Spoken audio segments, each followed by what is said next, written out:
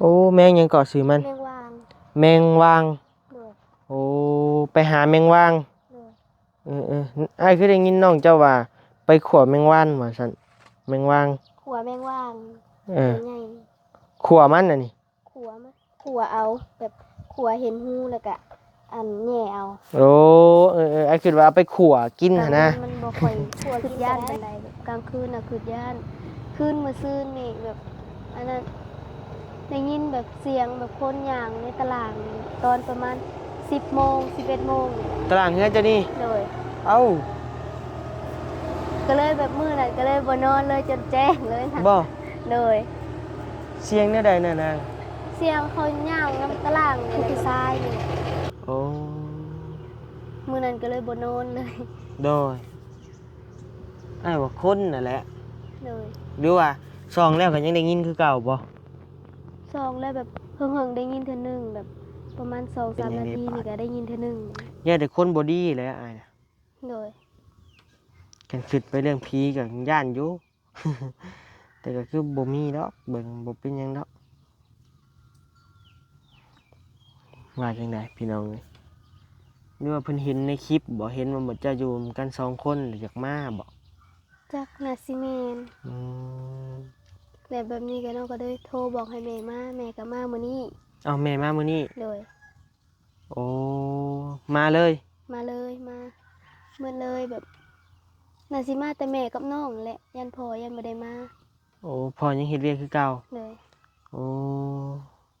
แม่เป็นห่วงก็เลยมาเลย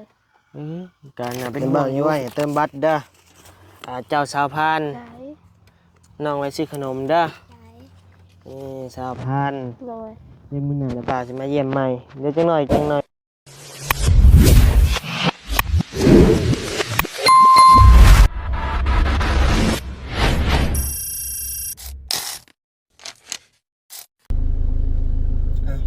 เอ้ยกราบทักทายสบายดีและสวัสดีพ่อแม่พี่น้องหมดทุกคนนะพี่น้องเนาะบ่ว่าสิอยู่ฝั่งลาวฝั่งไทยแล้วก็ต่างประเทศเด้อพี่น้องเด้อเนาะมาพบมาพ่อกับบ่าวนิวอีกแล้วพี่น้องเอ้ยเนาะอยู่เฮือนอยู่ซ่านน้องขวัญเด้อพี่น้องเด้อเนาะอยู่เฮือนน้องขวัญโทรหาน้องเพิ่นเมื่อกี้นี่ก็ปุ๊ยังอยู่ในป่าในดอนอยู่พี่น้องเอ้ยไปหาพี่ช่างอีหยังไปหาขวดหยังวะวันนี้ก็บ่จื้อละพี่น้องเอ้ยแต่ว่าวันนี้นัดกับน้องเพิ่นแล้วล่ะกำลังว่าสิย่างมาว่าซั่นพอดีว่าเพิ่นสิมากินข้าวเลยว่าซั่นเนาะพอดีมาพบพ่อกันกับช่วงเที่ยงเด้อพี่น้องเด้อช่วง 11:30 น.พอดีน้องเพิ่นก็กำลังสิออกมาดูหมันได้พี่น้องเอ้ยเนาะน้องควันนี่บ่แม่นบ่นิวยอร์กเด้อดูหมันอาเรียรอนี่แหละพี่น้องเอ้ยไปหากินกูมื้อกูเว้นพี่น้องเอ้ยแต่ว่ามามื้อใดก็บ่มีเลยนะว่าสิว่านอนอยู่เฮือนแล้วล่ะมื้อนี้บ่ได้ไปทางใดหันนะมื้อใดก็ต้องได้โทรก่อนโทรไปนัดเพิ่นก่อนแล้วเพิ่นจังได้ออกมาแต่ป่าพี่น้องเอ้ยชีวิตจิตใจติดป่า อีต้นบัดนี้ก็ได้นะเล็กน้อยสู่ชีวิตพี่น้องเอ้ยนับพัง2เอ้ยน้องอีต้นก็เลยว่ามื้อนี้เขามาเยี่ยมมายามก่อนพี่น้องเอ้ยเดินทางมา3คนเนาะพี่น้องเนาะบ่ตูนบ่นิ้วบ่ยาวพี่น้องเอ้ยแต่ว่าบ่ตูนกับบ่ยาวน่ะอยู่เฮือนน้องอุ้มลูกนัดพี่น้องเอ้ยเนาะตอนนี้เพิ่นยังโอลมทางนั้นนะพี่น้องเนาะเดี๋ยวทางบ่นิ้วก็เข้ามาทางนี้ก่อนว่าซั่นก็พอดีแล้วมันจะไว้ถ่ากันพี่น้องเอ้ยก็เดี๋ยวรอเบิ่งเดี๋ยวจักหน่อยน้องเพิ่นอาจจะมาพี่น้องเอ้ยเดี๋ยวหาอยู่จะฮอดใส่แหละดุหาอยู่หากินได้ผู้หญิงได้พี่น้องเอ้ยเนาะผู้หญิงยังเด็กน้อยอยู่17 ปีแถมก็โตก็น้อยพร้อมว่าเรื่องให้นะพี่น้องเนาะเข้าไปหาอยู่มาเลย มาแล้วพี่น้องเอ้ยมาทางนี้ พอดเฮือนเลย เอาพี่น้องเอ้ยน้องเป็นกับเป็นผู้หญิงว่าเรื่องให้มากับย่ำขับปลาขาดอนเนาะบัดเจอยามงยามาพี่น้องเอ้ยหมดที่ว่าเสพสารเสพติดนะแต่ว่าเห็นเนาะยันกับ ขึ้นไปมาลอยแล้วก็ไปเลี้ยงหายเนาะพี่น้องเอ้ยขออนุญาตนำไปกุ้มน้องเพิ่นนะจะสิว่าอะไรอีกตัวพี่น้องเนาะเป็นผู้หญิงผู้น้อยผู้เดียวเขาป่าเขาดอนพี่น้องเอ้ยอันตรายอยู่หากน้องเพิ่นก็จำเป็นในเฮ็ดพี่น้องเอ้ยเพราะว่ามันเป็นบ้านเฮาพี่น้องเอ้ยเนาะมีแต่เดี๋ยวนี้มันบ่มีบ่อนเฮ็ดเวียกเฮ็ดงานคืออยู่ในเมืองเพิ่นมันจำเป็นได้เฮ็ดน้องเพิ่นก็ได้เนาะตอนนั้นบ่ได้เฮ็ดก็บ่ได้กินคือพี่น้องได้ฮู้กันนั่นแหละพี่น้องเอ้ยชีวิตบ้านนอกโคกนาเฮาพ่อแม่ก็บ่อยู่พ่อแม่เพิ่นก็ไปดิ้นรนต่างบ้านต่างแดนพี่น้องเอ้ยก็น้ำใจอยู่พ่อแม่เพิ่นก็ได้เนาะสู้ไปไกลบ่ไกลว่าซั่นเนาะเอาโอเคจังได๋ก็ไปเบิ่งไปชมนํกันนะพี่น้องเนาะเดี๋ยววันนี้สิพาพี่น้องไปไปลงน้ำน้องเพิ่นอีกเทื่อนึงนะพี่น้องเนาะเป็นบัดนี้มานี่ก็เป็นครั้งที่2ที่3นี่บ่พี่น้องเอ้ยก็คือบ่ได้หลายเทื่อปานใดเด้อหิวร้อนพี่น้องเอ้ยเป็นหวัดเป็นไข้บ่จักสบายปานใดขี้มูกตันดังโจนๆจ้ะโอเคพี่น้องเอ้ยเนาะไปพี่น้องเอ้ยไปเบิ่งน้องเพิ่นไปหาหยังมาพี่น้องเอ้ยเนาะนี่แหละของมาฝากมาต้อนน้องพี่น้องเนาะเป็นสบายดีเอ้าคือติดคอในนั่นเจ็บคอบ่สบายใช้จะไปหาหยังมาอันนี้ได้เท่านี้มันบ่มีมันหมดแล้วใช้ยืนไอ้เบิ่งดูครับยังขึ้นไอ้เบิ่งดูอย่าบังหน้าตัวเองกว่าไปหาได้เท่านี้มื้อนี้บ่มานเนาะท่านน่ะบ่าวบ่มาจักสิออกมาบ่ยังไอ้คิดว่าจะสิมากินข้าวเลยว่าซั่นไปผู้เดียวไปกับหมู่โอ้ยคิดว่าจะไปผู้เดียวมันเป็นได้ใดดีตัวนี้ไปหาแล้วมาเลยเฮ็ดได้ใดกินน่ะขัวกินบ่เพิ่งถอกก็ได้คั่นน่ะจ้ะโอ้แมงยังเกาะซื้อมันแมงวางโอ้ไปหาแมงวางอ้ายคือได้ยินน้องเจ้าว่าไปขัวแมงวันว่าซั่นแมงวางขัวแมงวางใหญ่ขัวมันน่ะนี่ขัวเอาแบบขัวเห็นหูแล้วก็แหน่เอาโอ้อ้ายคิดว่าเอาไปขัวกินหั่นนะขัวกินก็ได้ได้อ้ายขออนุญาตได้เลยป้าไปนั่งอยู่บนห่มปะอีนั่งเพิ่นได้จ้ะอ้ายคือเห็นเพิ่นขี่รถมากินโดยเห็นหยังกินข้าวบ่อยากข้าวแล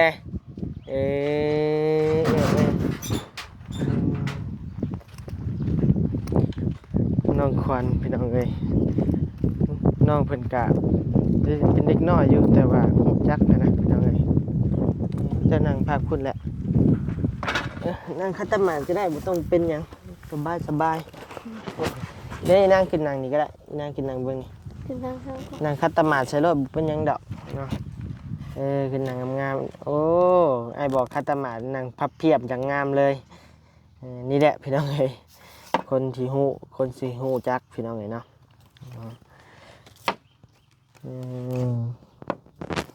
กินข้าวกับหยังกินนี่กินข้าวแกงหน่อไม้กินได้มั้ยเจ้ากินอิ่มแล้วกินอิ่มแล้วว่าแท้คันบ่อิ่มแล้วไปกินรถเด้อบ่ใช่เขาออกมากินเบื่อไปเอาใหม่ช่วยกินน้ำไปไปหามลงมาช่วยกินน้ำกินแล้วเช้านี่ก็กินอีกแหละไปเอามากินไปเอาไปเอามากินนี่แต่บ่อยากอายไผอายนะบ่าวบ่ได้อายนั่งกินน้ำกันนี่นะบ่าวไผแกงหน่อไม้น้องเองเจ้านะจะแกงให้น้องเลยไปหากินบัดนี้แกงแต่เมื่อวานโอ้โดยเฮ็ดกินให้น้องเลยกับปลายบัดนี้แต่ว่านนี่พอเจ็บคอมื้อนี้เจ็บแต่เมื่อวานอ้ายเอาของหวานใหม่กินได้อยู่บ่ได้สูตรตายติแซ่บเด้จะกินสีใดก็ได้สาคูอ้ายว่าสีนี่แหละแซ่บนี่สีนี่ เลยขอบใจ แซ่บน้องเจ้าเลยเอาตัวนี้ซะนมงัวนี่ เลย เห็นบ่พี่น้องเลย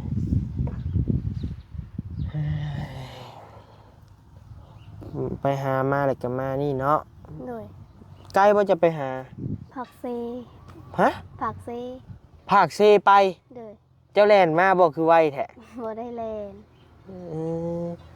มาตั้งแต่ตอนที่ไอโทรพิษพู้นแหละ แต่ตอนนั้นโทรผิดพู เลย เจ้าจะงงบ่นะว่าดูนะว่าอิหยังก็ งง เสาที่เสาหยังนี่แหละพี่น้องเอ้ยเนาะเพราะว่าวันนี้โทรไปคิดว่า เป็นเบอร์โทรเจ้าของที่หั้นนะเจ้าของที่ที่บ่นิวันประมูลเอาแหละพี่น้องเอ้ยเนาะน้องเพิ่นก็โดยสบายดีว่าซั่นน้องเพิ่นก็งงหึงเติบวันนี้ก็บ่เว้าหลายเรื่องบ่ทำหน้าทำหลังได้พี่น้องเว้าเลยบ่ดีกว่าจักเว้าเรื่องพี่ช่างแหละ อืมมีบ่เงินซื้อยาซื้อแล้ว มี มีเท่าใด มี50ซื้อแล้วซื้อกินแล้วยา ซื้อกินแล้ว เลย ยังเหลือเงินเท่าใดบัด เหลือ40 โอ้โดนมื้อนี้เบอร์แย่ไข่มดแดง บ่ได้ไป โอ้ หมู่ชวนไปก่อนแมงวางหมู่หมู่บ่ไปต่อยไปหมดหมู่ชวนไปกับไปนำหมู่ โดนเป็นไงว่าสิไปอันเจ้าเคยบ่ไปหากินผู้หนึ่งผู้เดียว เคย เออบ่ขึ้นย่านบ่ บ่ เออแบบ ไปบ่ได้ไกลแบบกลางเว้นมันบ่ค่อยขึ้นย่านปานใดแบบกลางคืนน่ะขึ้นย่านคืนมื้อซื่นนี่แบบอันนั้นได้ยินแบบเสียงแบบคนย่างในตลาดนี่ตอนประมาณ10 โมง 11 โมงนี่ ตารางเฮือนเจ้านี่ เลย เอ้า ก็เลยแบบมื้อนั้นก็เลยบ่นอนเลยจนแจ้งเลยนะ บ่ เลย เสียงแนวใดน่ะนาง เสียงเขาย่างนำตลาดนี่แหละแบบ เดี๋ยวถ่ารถไปก่อนพี่น้องเอ้ยเสียงรถดังเสียงรถดุด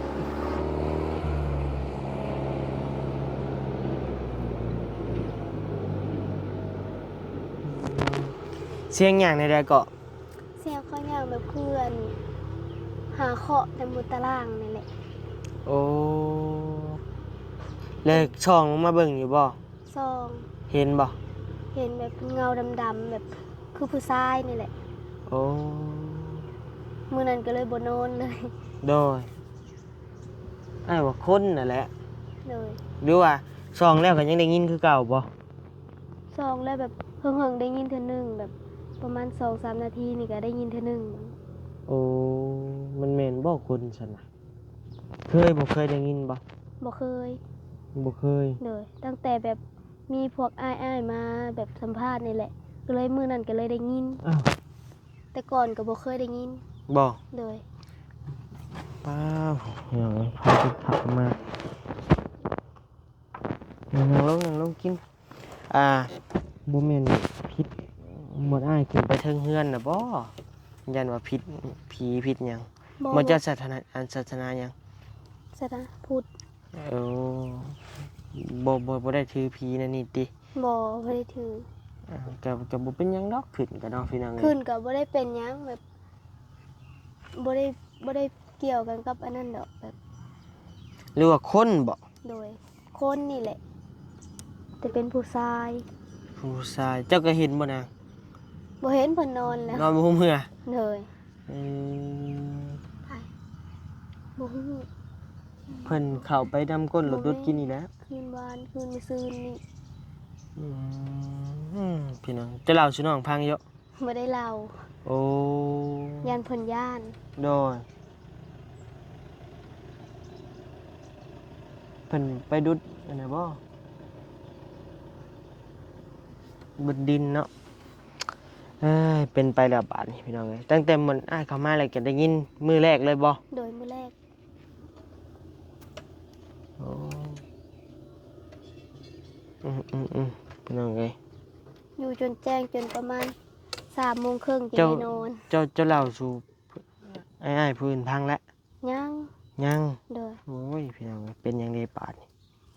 แย่แต่คนบ่ดีแหล้วอ้ายน่ะ โดย กันคิดไปเรื่องผีกับย่านอยู่ แต่ก็คือบ่มีดอกเบิ่งบ่เป็นหยังดอก ว่าจังไดพี่น้องเอ้ยหรือว่าเพิ่นเห็นในคลิปบ่เห็นว่าหมดจะอยู่กัน2คนหรืออยากมาบ่ จักน่าสิแม่น อืม แบบนี้ก็น้องก็เลยโทรบอกให้แม่มาแม่ก็มามื้อนี้ เอาแม่มามื้อนี้ เลย โอ้มาเลย มาเลยมาเมื่อเลยแบบน่าสิมาแต่แม่กับน้องแหละยันพ่อยันบ่ได้มา โอ้พ่อยังเฮ็ดเวียกคือเก่า เลย โอ้แม่เป็นห่วงก็เลยมา เลย ก็น่าเป็นห่วงอยู่พี่น้องเอ้ยเนาะน้องเพิ่นคือบ่นิวเว้าหั่นแหละขี้มาขี้กาวพี่น้องเอ้ยข้าวปงข้าวปลา กินก้อน อันนี้บ่อันนี้น้ำมันก็เท่านี้ โดยกินเมื่อวาน อั นี้ นปิ้งเพิ่นซื้อมา ปิ้งเบาตูนซื้อให้ โอ้โดยย่านแบบว่าเพิ่นเห็นในคลิปเดี๋ยวอยากมาก่อกวนบ่อยากมาหยังพี่น้องเอ้ยหรือว่าแนวใดหรือว่าเป็นเรื่องแนวตาบ่เห็นเฮาก็ยังบ่ฮู้พี่น้องเอ้ยว่าบ่ได้เนาะแล้วมื้อเห็นมื้อเดียวบ่ โดยมื้อเดียวนั่นแหละประมาณตอน11 โมงนี่แหละประมาณนี้แหละจนแบบจน12 โมงก็ยังบ่ทันได้ไป ฮะ นั่งแบบนั่งในตารางนี่แบบนั่งดอนรถไถน้ำแบบหาเคาะแบบนี้หั่นน่ะ โอ้แล้วบ่เห็นกระโต เห็น กระโตก็เห็น โดยทั้งสองเบิ่งก็เห็นเพิ่นแบบตอนนั้นน่ะนั่งอยู่ในดอนเฮือนรถไถแล้วบัดนี้ย้ายมานั่งในเตียง เตียงนี้ เตียงตัวนี้ ตัวน้อยตัวในหน้าเฮือนนี่ โดย แล้วจะนอนอยู่นี้ โดย เป็นคนคุ้นๆอยู่ปะ บ่คุ้น บ่เคยเห็นในบ้านปะ บ่เคย มานี่ก็บ่เคยเห็น บ่เคยเห็น อ้าวแม่บ้านอย่างนี้บ่ได้สร้างเรื่องเลยพี่น้องเอ้ยน้องๆเพิ่นเล่าให้บัดนี้พังอลีได้นี่ มื้อนั้นก็ตกใจเลยแบบ เจ้าไปโทรหาไผบ่ บ่ได้โทรตอนนั้นโทรศัพท์ก็ปิดไว้แบบยันเขาได้ยินนะ โอ้ยนอนขึ้นอยู่นั่นแหละติ โดยนอนซักผ้ากอมหัวไว้ โอ้ย แล้วก็นอนแบบบ่หลับเลยนะแบบ มื้อหน้าเจ้าเอาเบอร์ในบ้านไว้เด้อนางเด้อ โดย จะไปหาเอาเบอร์ในบ้านไว้หรือว่าเบอร์ปกสปกสนะคะแนนว่าฮู้เลยก็โทรมีไผมาก่อกวนแล้วก็โทรหาเพิ่นโลดนะ โดย แต่ว่าใครและแม่เรามาแหละพี่น้องเอ้ยใครแต่ว่าแม่เรามาถือว่ามามื้อนี้บ่ฮอดใช่เลยเราฮอดซิโนฮอดบ้านอ้ายเด้อฮะฮู้บ่อ้ายอยู่ซิโน บ่ฮู้ เออฮอดบ้านอ้ายแหละซิโน โดย กินรถมีแต่กินรถอ่ะอีนางอ่ะไอ้ลืมมาให้เจ้าอ่ะโอ้แดดดัดหลัง แดดหลังเจ้าจะลองว่าดูไปแดดดัดหลังว่าดู แดดดาลัง ไป แดดดาลังแดดดาลัง ไป แดดดาลัง ที่ได้อยู่ซะ โดย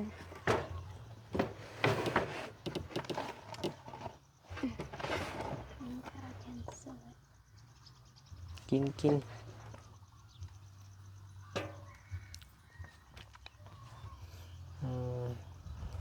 เหลือเงินติดโตเท่าไหร่40บ่ โดย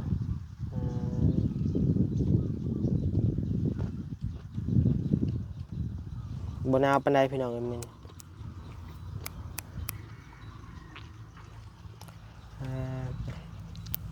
เสื้อย่าเพิ่นเอาให้บ่นี่หรือว่าแนวใด บ่แม่น เสื้อเจ้าเอง โดยเพิ่นเอาให้ยังบ่ทันได้ใส่ โอ้โดย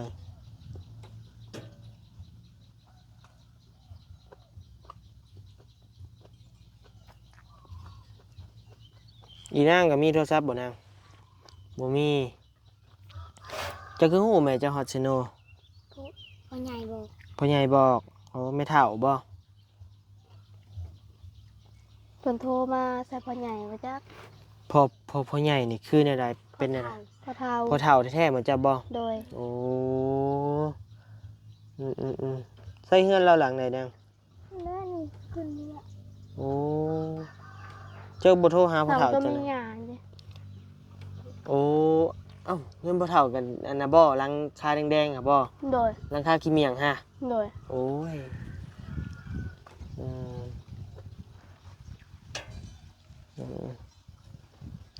มื้อหน้าเลยมีหยังผิดปกติโทรหาผู้ใหญ่แล้วเด้อนางเด้อ โดย อืม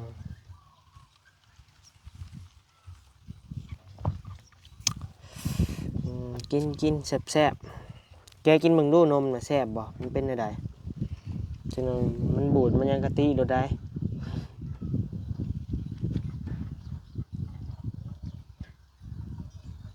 บ่บุญง่ายดอกนุ่ม ยันว่า บอกไปซื่อๆแล้วไอ้กะ อืมแซ่บบ่แกงหน่อไม้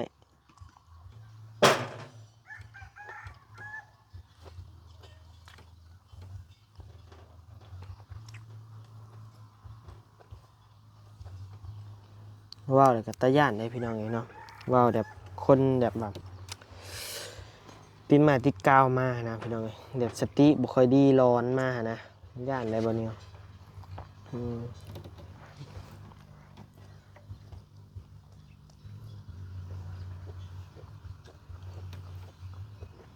มากันค่ำกลางคืนนี่แม่นอยุจะมาดีก็ขึ้นห้ายไว้ก่อนพี่น้องเอ้ยระวังไว้ก่อนนั่นแหละดีสุด